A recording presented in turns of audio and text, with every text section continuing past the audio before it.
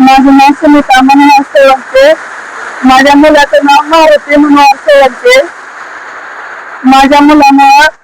माझ्या मुलाला सरकारी बँकेचं जे कर्ज आहे, शेती मला 4-4.5 एकर आहे. माझ्या मुलाला 3 मुलं आहेत, एक मुलगी आणि मुलगा. एक मुलगी 2 मुलं. सून, पती माझे. मी माझ्या बाळाला कर्ज झालं. माझा बाळ आत्महत्या करायचा प्रयत्न करला तर 8 दिवसापासून प्रयत्न करला. आम्ही राखण्यावर होतो भरपूर. सावकारी कर्जाला दबावामुळे सावकारा दबाव देऊ लागले, त्याच्यामुळं माझं बाळ दगावलं. फाशी घेतली. परत थोडं जीव होता, औरतला घेऊन गेलो. शाहजाने औरातून लातूरला हलवले. लातूरच्या पुण्याच्या दवाखान्यात पाठवले त्यांनी. तिथून पुण्याने सरकारी मध्ये घेऊन गेलो. 27 तारखेला हे झालं.